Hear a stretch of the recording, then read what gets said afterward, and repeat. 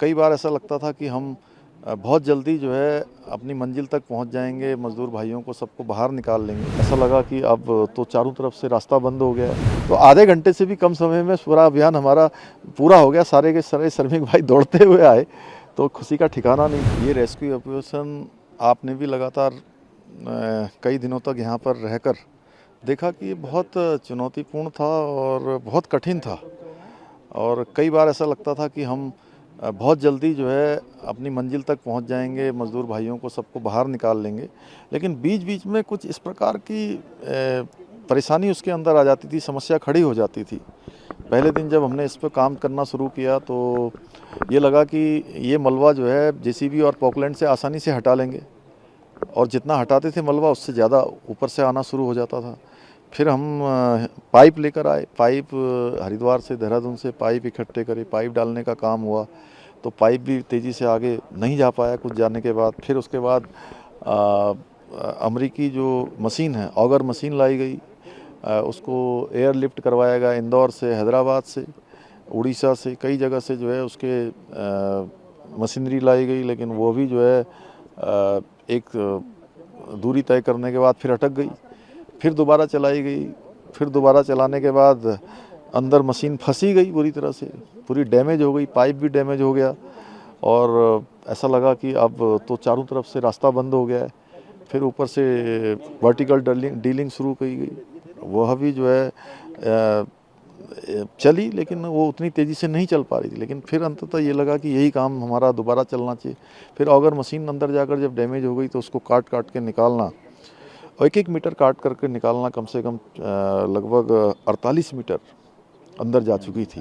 तो बहुत चुनौतीपूर्ण था। पहले उसके पंखों को काटना, पंखों को काटने के बाद मशीन को काटना। जिन लोगों ने भी इसमें काम किया है, जो हमारे गैस कटर थे, इसके आए हुए टेक्नीशियन थे, उन्होंने बहुत जीवटता का काम किया और पूरी मशीन बाहर निकाली। मशीन बाहर निकालने के बाद तय किया कि अब जो है मैनुअल इसको आगे बढ़ाया जाएगा, और जो खुदाई करने वाले हैं वो मैनुअल जाकर आगे आगे जाकर देखते थे। फिर उसको पुशिंग का काम शुरू किया। तो बड़ा चुनौतीपूर्ण रहा, और इसमें काम करने वाले जिन जिन लोगों ने भी अपना योगदान दिया है, मैं सबका धन्यवाद करता हूं। और विशेषकर से हमारे प्रधानमंत्री जी का, जिन्होंने मैंने कभी ऐसा सुना नहीं कि किसी प्रधानमंत्री जी ने किसी रेस्क्यू अभियान की एक दिन भी नागा किया हो।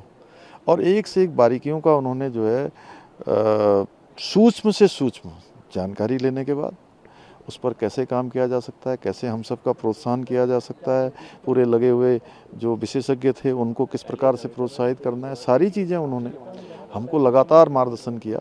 उसके कारण से हम इस कठिन अभियान को जो है सफल बनाए। बाबा बौखनाथ की भी बड़ी कृपा रही, उनकी कृपा से ये अभियान सफल हो। सभी श्रमिक स्वस्थ हैं, और देखिए उनको अंदर भी उनका हौसला, उनका शरीर दोनों भगवान की कृपा से अच्छे रहे। और जो उनके लिए ऑक्सीजन देने से लेकर पानी देना और उनके लिए खाद्य सामग्री भेजना, मुझे समझ में आया जब मैंने ये सोचा था कि पूरा रेस्क्यू अभियान 3 घंटे तक चलेगा। 3 घंटे तक चलेगा, क्योंकि एक को लाने में कम से कम 5 मिनट से 10 मिनट तक लगेंगे। स्ट्रेचर पर आएंगे, एनडीआरएफ वाले, एसडीआरएफ वाले उनको चढ़ाएंगे। लेकिन जैसे ही पाइप अंदर गया और एनडीआरएफ एसडीआरएफ ने काम शुरू करना कर, तो आधे घंटे से भी कम समय में पूरा अभियान हमारा पूरा हो गया। सारे के सारे श्रमिक भाई दौड़ते हुए आए, तो खुशी का ठिकाना नहीं था। क्योंकि हमारे परिवार के लोग, हमारे भाई स्वस्थ आ रहे थे, उनके परिजन, जिस प्रकार से उनके चेहरों में खुशी थी, उनके चेहरे में संतोष था। और वो कह रहे थे कि हमको पहले दिन से विश्वास था कि हमको कुछ नहीं होगा, क्योंकि जिस दिन से आप लोगों ने बात करना शुरू कर दिया था, हमारी चिंता दूर हो गई थी, हम निश्चिंत थे।